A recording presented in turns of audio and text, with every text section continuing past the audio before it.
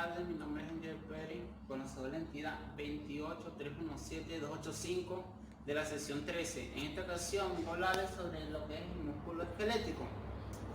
El músculo esquelético está constituido por células largas, que son las fibras musculares, que estas fibras se organizan en fascículos y se unifican por medio de una envoltura elástica, de la cual las miofibrillas presentan estructuras filamentosas, de los cuales se denominan miofilamentos, que los miofilamentos le van a dar la característica estriada al músculo mediante un microscopio,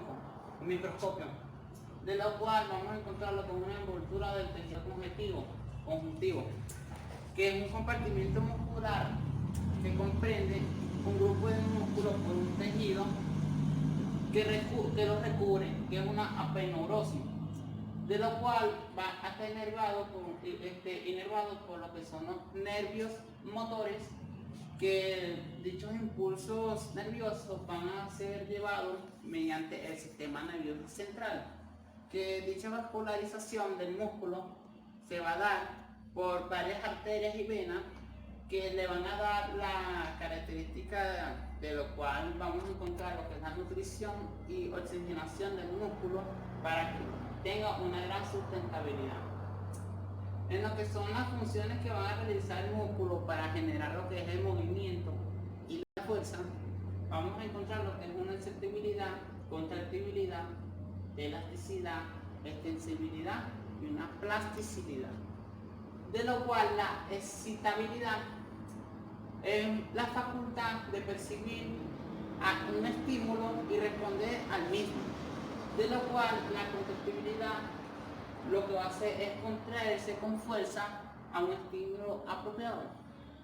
Lo que es la elasticidad, ella lo que va a hacer es, esta función lo que hace es acortarse y llegar otra vez a su longitud de descanso. ¿Qué quiere decir? Que ella se va a contraer o a cortarse y va a volver a su forma actual de reposo, de lo cual la extensibilidad es la facultad de estiramiento. ¿Qué quiere decir? Que ella lo que cuando se contraen se achican y cuando están en reposo ellas van a llegar más allá de la longitud de descanso. Lo que es la plasticidad, ella lo que va a hacer es modificar la estructura en función al trabajo que efectúa. Cuando hablamos de las fibras del músculo esquelético, podemos encontrar lo que es un sarcolema, un sarcoplasma y un retículo sarcoplasmático.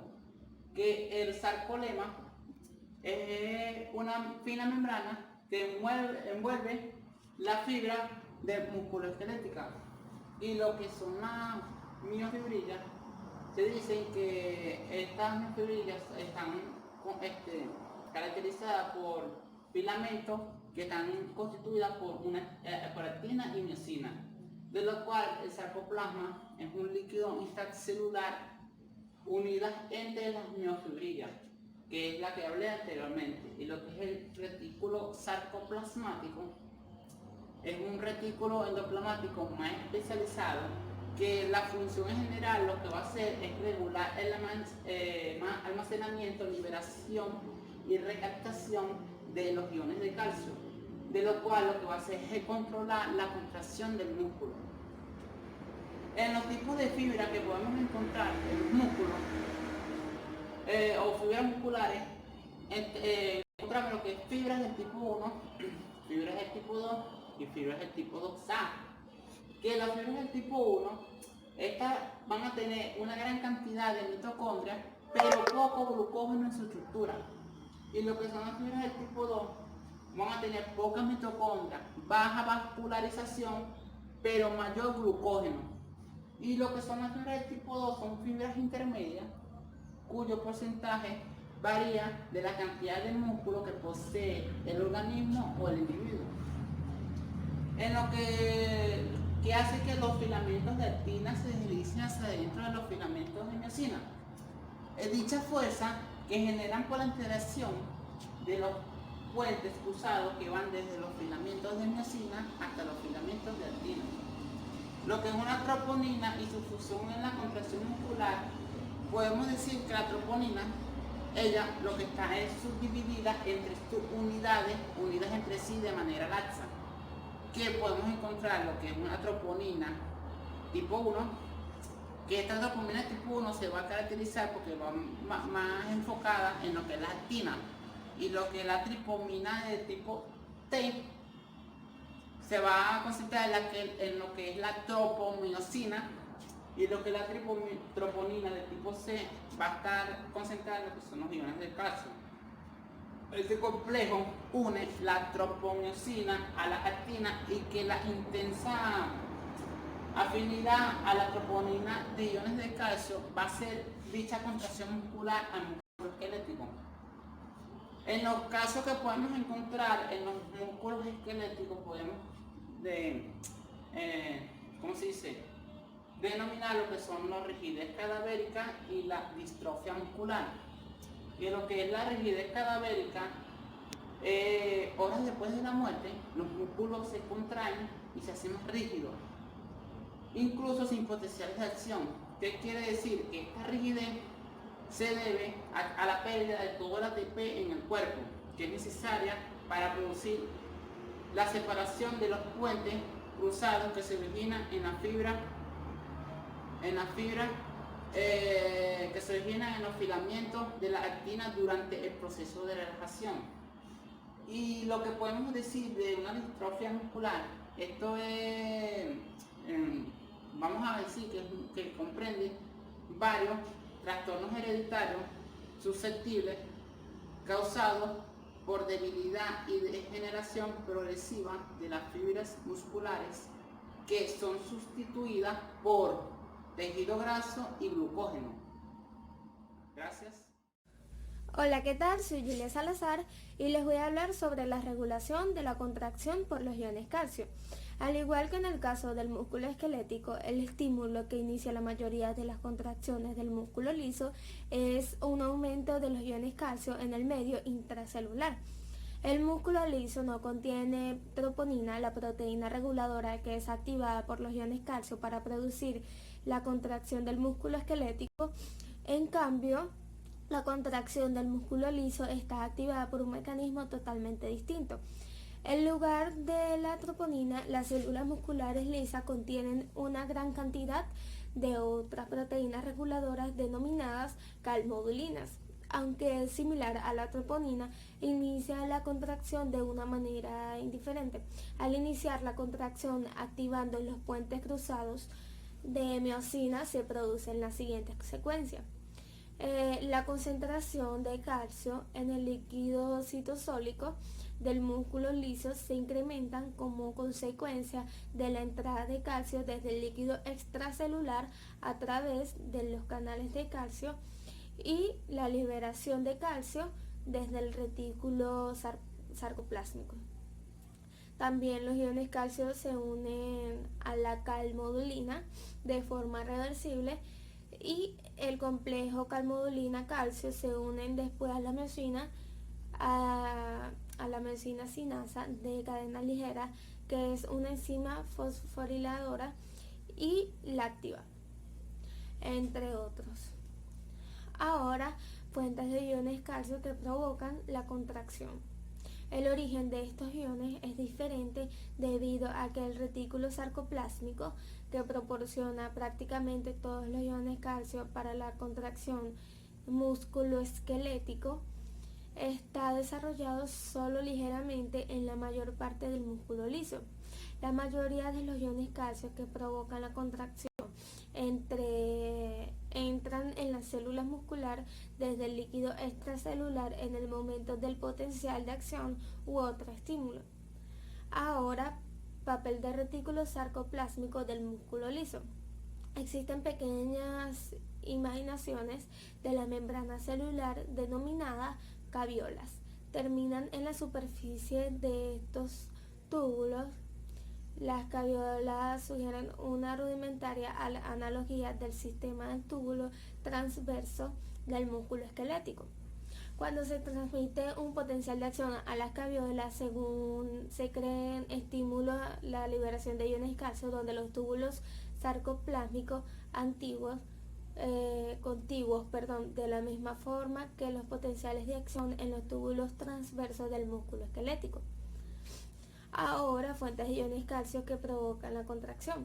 La contracción del músculo liso depende de la concentración extracelular de iones calcio.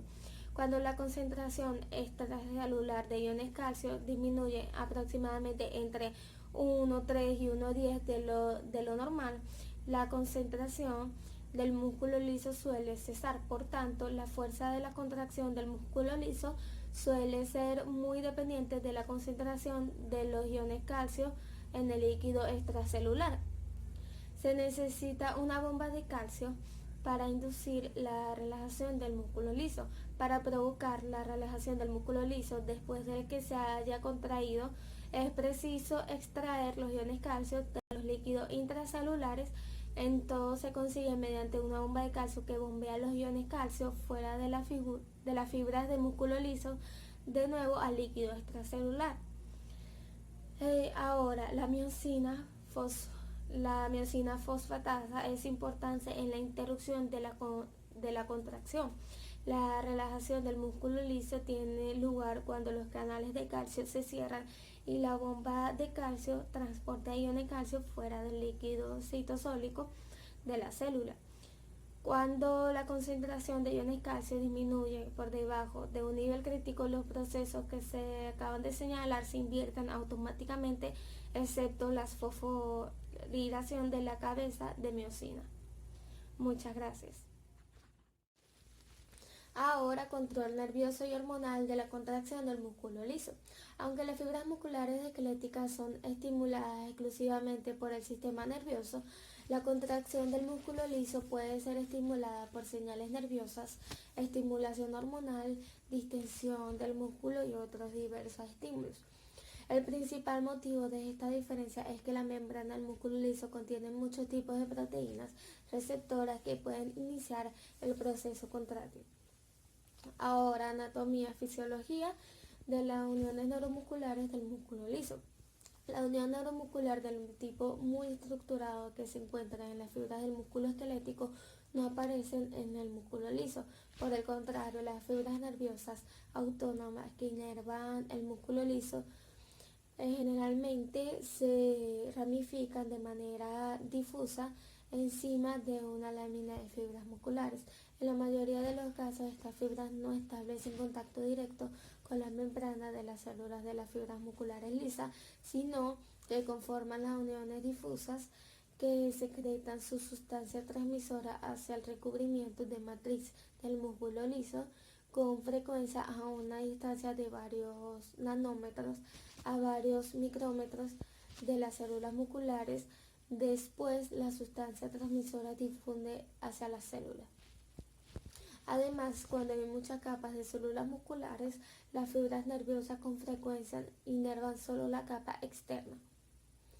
La excitación muscular viaja desde esta capa externa hacia la capa interna por conducción de los potenciales de acción en la masa muscular o mediante difusión adicional de la sustancia transmisora.